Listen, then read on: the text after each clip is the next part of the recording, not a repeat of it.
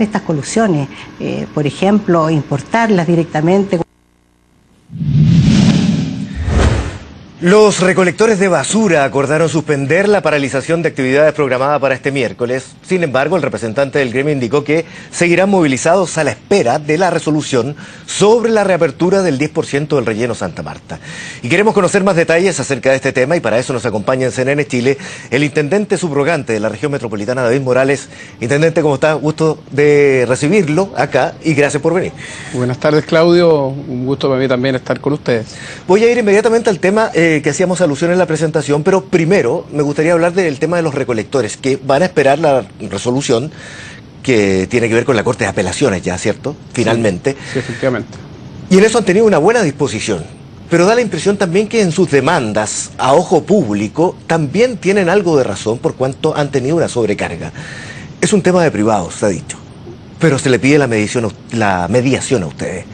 ¿Usted considera justo el reclamo y qué pasa con la empresa? ¿Qué opinan al respecto? Sí, bueno, nosotros lo hemos dicho todos estos días. En primer lugar, siempre hemos partido nuestras intervenciones agradeciendo la disposición de los trabajadores, no solo al momento de negociar, sino que desde que comenzó esta crisis que se produce a partir del deslizamiento y posterior incendio del relleno Santa Marta, los que han soportado con mayor dificultad han sido los trabajadores, porque ellos han sido los que han tenido que trabajar tiempo adicional. Se cerró el relleno sanitario Santa Marta por una resolución de la propia Superintendencia de Medio Ambiente y a partir de eso ellos han tenido indudablemente mayor cantidad de trabajo y por eso nos hemos hecho parte también de sus demandas y ellos nos han pedido que seamos garantes de esta situación y nosotros lo estamos haciendo. De hecho, hemos tenido... ¿Hay disposición de la empresa? Sí, la verdad es que hemos estado construyendo y hemos sido parte de ese proceso en conjunto con Santa Marta y con Emeres, en conjunto con los trabajadores, pero eso va a resolver una parte del problema para los trabajadores de la zona sur.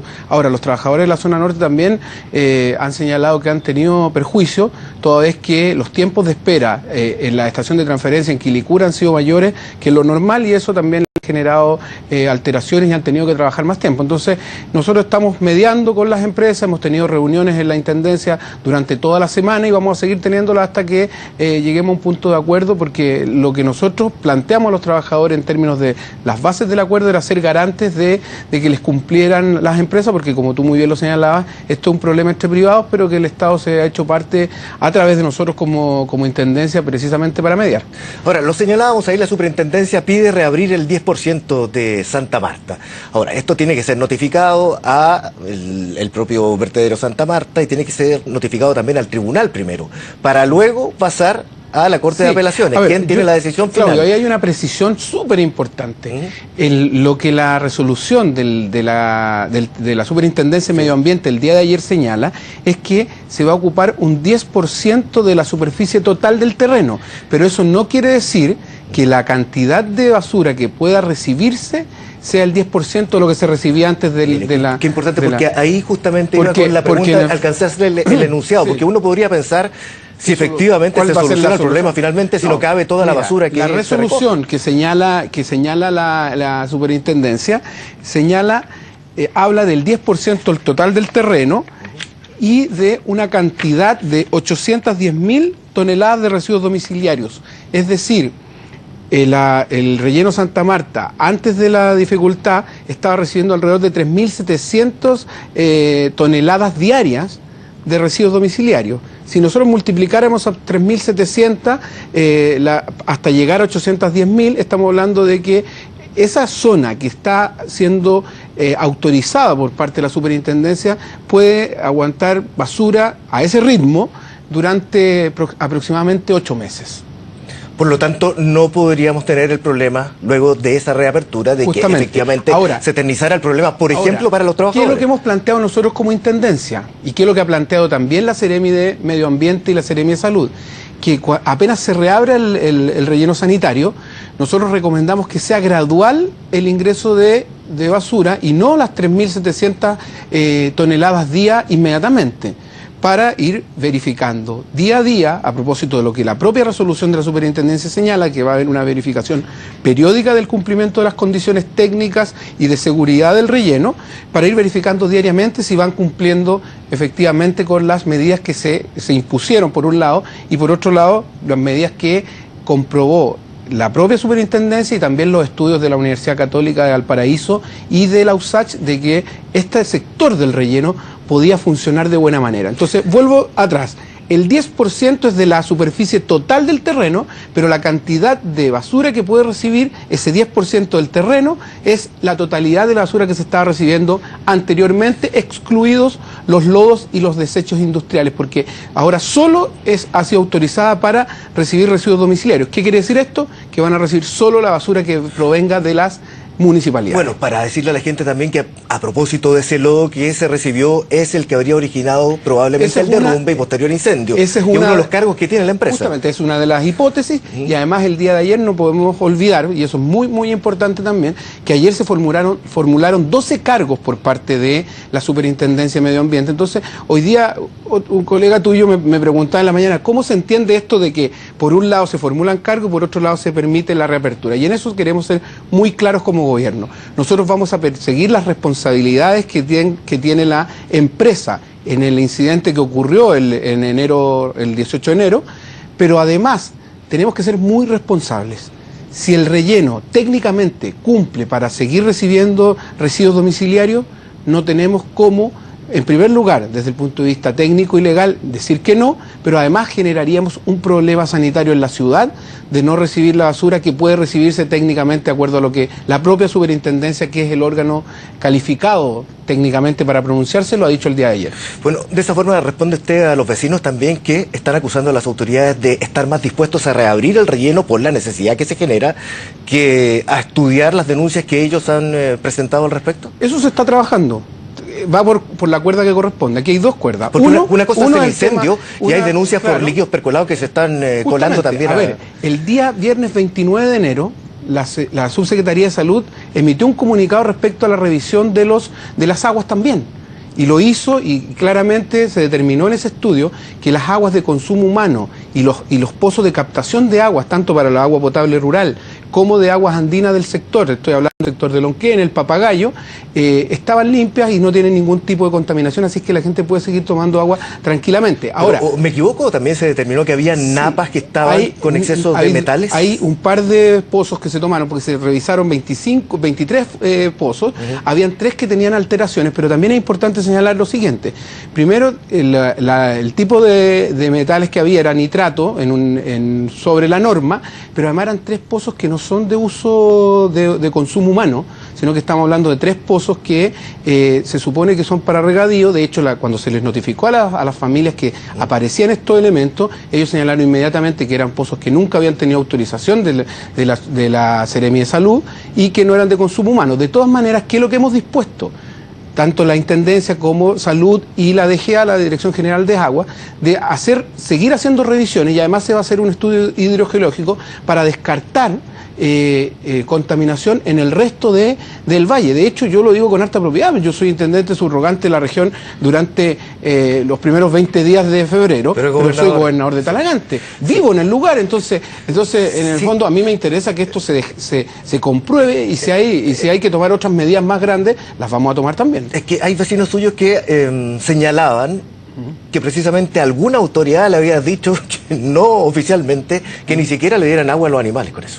Ya, la verdad es que si alguien hizo eso es bastante irresponsable, porque lo que los organismos técnicos calificados, tanto la Autoridad Sanitaria de Salud como la DGA han dicho, es lo que yo le estoy planteando, y esto se dijo además en un comunicado de prensa del 29 de enero, no es de hoy día, y además yo también lo conversé con los propios vecinos de Lo Herrera en una reunión el miércoles 3 de febrero en la localidad de Lo Herrera, porque nosotros como autoridades también hemos ido a poner la cara frente a los vecinos. Entonces esa aprehensión o denuncia no tiene que ver con uno de los cargos, el gravísimo, que se le formula a Santa Marta, y que señala que no reportaron parámetros de líquidos percolados y aguas superficiales. Justamente, lo que el cargo señala es que no han sido reportados ante la autoridad ambiental respectiva dentro de los plazos que corresponden. Pero lo lógico es preguntarse por qué. Ahora, ¿qué es lo que nosotros hemos hecho?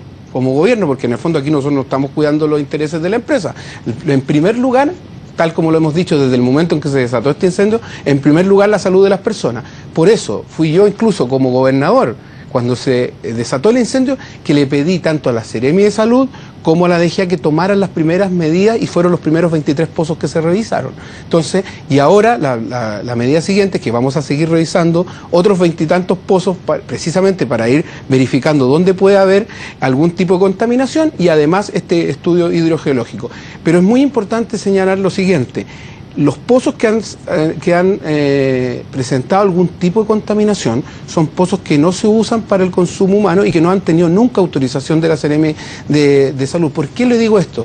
Porque los que vivimos en el campo sabemos que en el lugar que se tomen muestras en pozos que no han sido autorizados vas a encontrar algún tipo de contaminación. Ahora, si esta contaminación se comprueba que tiene que ver tiene algo que ver con el relleno sanitario, obviamente que las medidas que se debiesen tomar son distintas. Ahora, en eso es importante señalar además que en la investigación que se lleva a cabo no termina con el levantamiento de la orden de no innovar. Eso es súper importante también, porque la orden de no innovar lo que hace es que la situación quede como estaba, es decir, como lo había solicitado la Superintendencia de Medio Ambiente, es decir, cierre temporal. Con el cierre temporal. Ahora, cuando la Superintendencia de Medio Ambiente establece que puede funcionar un sector del relleno, lo lógico sería que se alzara esa orden de no innovar, que se pudiera funcionar, pero en paralelo se siguen viendo los recursos, se sigue viendo el procedimiento ambiental que lleva la superintendencia, se sigue viendo el sumario sanitario que lleva la Seremi de Salud, pero además se siguen viendo los temas judiciales.